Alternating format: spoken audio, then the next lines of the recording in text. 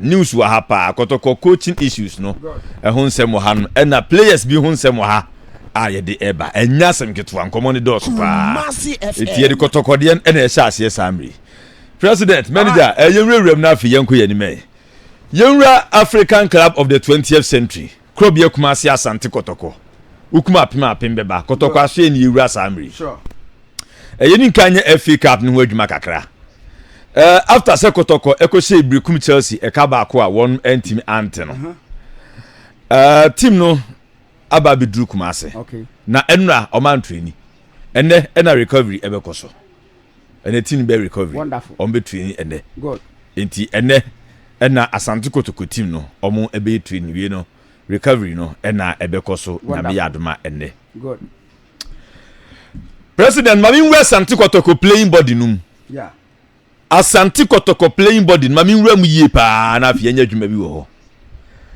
momfa Kwasi Asante Marcelo into screen so mami president una de Marcelo ni mana na Kwasi Asante yeah Marcelo una de man yeah the man say there one na kan ono na kan o ye busan one of the interviews no so one do born to say Marcelo the born say Marcelo ana so so na ja so bo ma Marcelo de Kotoko awie o say Marcelo say wo be hwe wura da kan ali pass correct one sa dia ma Kwasi Asante Marcelo ide o kwabena bepem na mi hu yo hu ye wa hu da na ndi wo hwe ni mu so be hu ana na kan se kan mi na ba ko hwe anya wo hwe ni mu dia na mi nu forget na to nsuum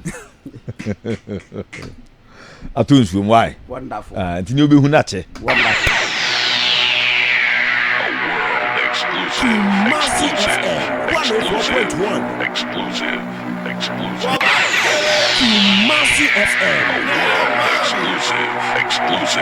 exclusive. Presido Kwasi Asante Marcelo wonderful Kumasi 104.1 FM Kumasi 104.1 FM Country Sports in your yeah Kwasi Asante Marcelo wonya club ye Kumasi Asante Kotoko play a beam oh take it from me this morning Kwasi Asante Marcelo wonderful wonya club ye Kumasi Asante Kotoko play a beam what you tell pay me checks any information ekuta man pay the contract no Asante Kotoko any twitwa contract no oh Marcelo 20 man nye Marcelo ade ba akokra me ahwe Bassey FM o me twitwa contract o metwem the compensation na no club ye Kumasi Asante Kotoko company for e dia man mama compensation of the compensation na man om not na se because you buy pressure on emfa went me am no TJB kakra fa ko dikakra iko na ware nye famra na wieye eti two parties not your mo ho ase Kotoko terminate Abrante Kwasi Asante Marcelo contract no e de the compensation ama no ni si de onya Asante Kotoko play bi na Kwasi so waje so ko age na se hu na onka Kotoko hu bi na Kwasi so waje compensation Kwasi je so be waje salary kakra na waje compensation side enti enche bi be Asante Kotoko e the news na ba bonten say omne Kwasi Asante Marcelo o ma party wis ni si de onya mu play bi ti sa na ho nsem no esi etie ni se de Kwasi Asante Marcelo Asante Kotoko e na ware no aba na wiye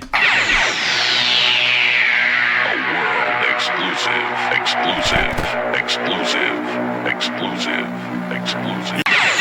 na benyimu ina ba Kotoko no hebi hadibi wa we cause financial loss to Asante Kotoko ana ko fa na benyi ko fa susubribi akwem friend say na benyi Vipers ko fa Samuel ya boa player on start obofo akwa Samuel Asamoah no ako Dawuni bi Dawuni ya Dawuni stars aba Kotoko lebi o he recruitment as simple cause financial loss to Asante Kotoko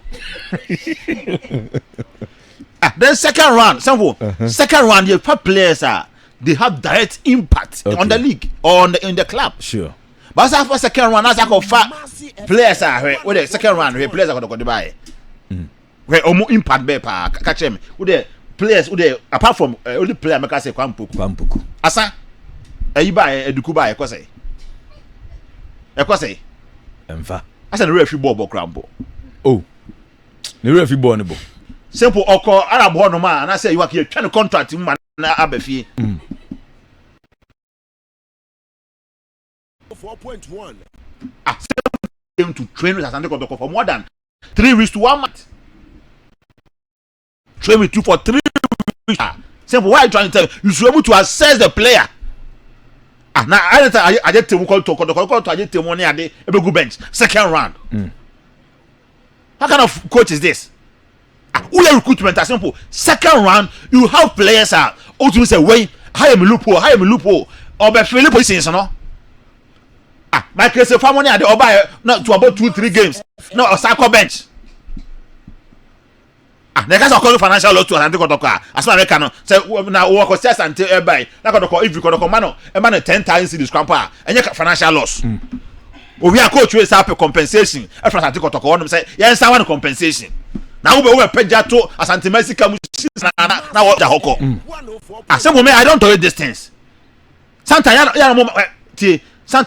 I'm saying a man in my is the free rules because it's kind of say Dr. Ogum say on the bottom music and a go year. Cabana is watching the remunity. Said the bottom music and a whole year. Or the university and I don't say.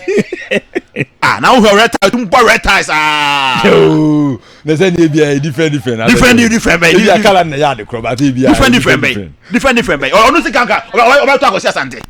Say Ogum Nasi can also be in the bank, be in the bank accounts, and I will sign take about to say Asante. I said we can't hold me anka. Now say retire no bonus anything. Na yeah economics. I dey ready Efya ho. Yeah economics. Say we any brand pay now Kotoko to come akọ say Asante anya ya. No at all duku better bench. No at all minta te bench. No at all you friends my Christopher 29 years not a bench. No I just say not a bench. Is this simple? Obi say na 20 player there can say. Yeah. He's young. The next year, grandpa, you see, still is 19-20 years. But I say Asante 29. By Christopher 29. Ray 27. Eduku 29. Look at this. So there should be a recruitment policy for Asantekotoko. Simple. Omu recruitment they have policies. Anti-Masaru situation na. Compensation no mutiama no. Finance na hobi fama Asantekotoko. The recruitment team and the medical team. Minim di ntia a single crop. Now be sign injury players me in a single season. Okay. Why? Because last season Abdul Fattah Shafiu die ba. Fattah die ba say sa me eche koye e kadan. Koye nse mebre. What I say? E koye kadan. Meje sa ni je massage situation na ni kope baby daddy. Masalo die. Eno so yakọ sign player dia ba won so no. True kwa want to ba be sports stadium da true want to be that. Why anya want to kwa me say the ball to efe. True. So one two ball me say true akono ye ngu bi da ye pia compensation say somebody why is it 2 seasons in here eno na ye medical team na ya na nipa pot na we let's nipa medicals na enko yi na so hifa ye gu so aye ka isi oga bo ati die so e da pending oba 2 games okọ 4 months yeah woga saa nya ni saa de bebo season ya wi sure entino wo mo ya Americans no we wan ya Americans no na ya taxi be kwan pro mo ya nsana place no masa wo mo president asema o kan nya Asantekotoko nko a o se o kon kan so o the same thing enti me gine wa menta ma ka kire mu se enye wo fiti ya na wo sign player team ti so Kotoko na hatofo sure ya nya ne ti se na wo ye club ya FC team Kotoko na hatofo ya nya ne saa player da bi na Kotoko na has no bebo a Sankani ye mumpo ne yesi e modern day football na enka ye 3 years no ahwe the kind of performance a player and by consistent 3 seasons to examine na so a consecutively so enko ese player bi ashine afi ba ko pe ye nya ne sa nan kan person ye propose asset on ko buden ko men Kotoko aboboa no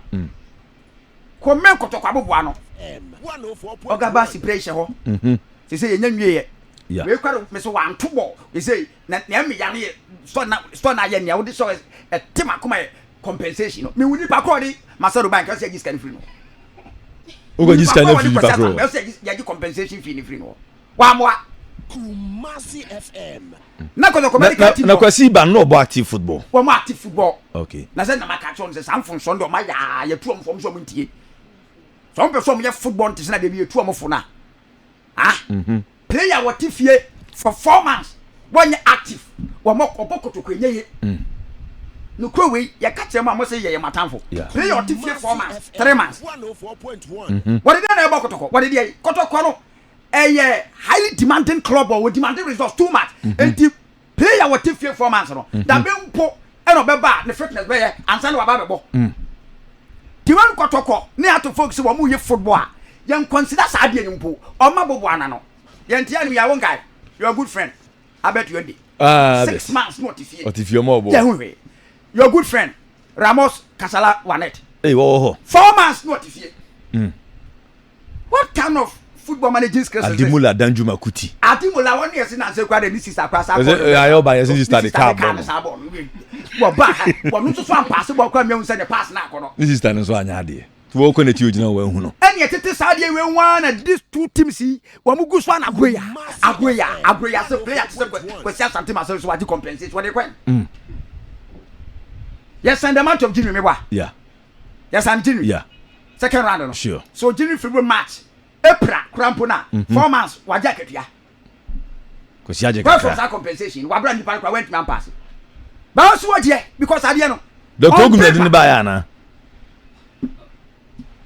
One more omu di Kotoko ni say see mo omu nyina all inclusive. Omu anya good job. Say bia na coach na okona. O say e bia coach na okona. It na make catch us from the coach. Say na coach ni mpo a. Say coach ni mpo dey ba coach no. Sa Abranti wa 3 FBS season awo bo the coach wo dey there na fa. Wo dey there na ba bo. Medical team moye medical na report ya me nim how we see fire adwuma no wo no. I'm sorry. Compensation dey. Ya we nim dey nti obede. E wo paper so. Okay. So we twem e so utua. Sure. It's up to one mo obe free say me ba ye mentimi am adwuma nti we dey nya hwe mo me yankora me kosa ho ye de be yare. Okay. Ba da bi wo beti na me kasi me huni pa kro wo mo kesi ya discard from because wo man good job and this is not the first time. We can come nipa be sem premier san man e no me decide we sha be ye nya de san I think say if you na commission be dey free. Okay. Kotoko na have to folk team no kwamre okoye recruitment for the past 3 seasons. Check the records or check the figures no and san wasan. Okay. As somebody team need agoro don't think you be season na mo call reverse because this is be pressure and affect results. Coaches na ya shortlist one na wo mo ye say ba ko betimi aba be adwuma. Maso ya ili gada honinye kwa honetu se me spoil mi na mo ye se mo ma da se ba me pa president na dia ba tronum president spoil any one wa so one wa Miss se me spoil ho ye e no da se ba no mi friend no hu na Miss Pooley. No way. One Miss Pooley. No way. What's obi ahoye? Obi ahoye dia na eze wo na wo ton ho. Na fia wo nya. E na eze wo ne hoye. Wo nya. Da bi obi sa Miss Pooley ase. Wo mi sa se me be Efya se wa. Obi sa wo Miss Pooley ase. So hoye. To bi ahoye. Oh, radio de me de me wa. Yeah, no bi ahoye. It's Miss Pooley hoye. Ana hoye pa. Okay. Or represent you on nyina.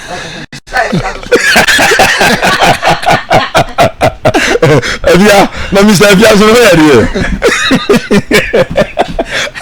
Ani ye na adene. Adam no hoye. Mr. Efya. On say no yan odwere won san wo yi. Odo fi drum nda na. Masi bonzam no. Program say monitor dey cost you bia. Odo so hu Mr. Efya no. To test. Ana program say wa na. You biza also. Miss programs. Ono de no we bebere. Asim ni hu. Pele ma minti ba metakwa nkomo na ye mi Nyam da ase. okay. Minya ma me fasira ma Kotoko supporters. Da club ye kuma se Asante Kotoko chitafo ni nyina. Ai, sata wani ko ne homo. Takwa Kotoko fie. Ai. Mbida. wo adwiri wo dwen papa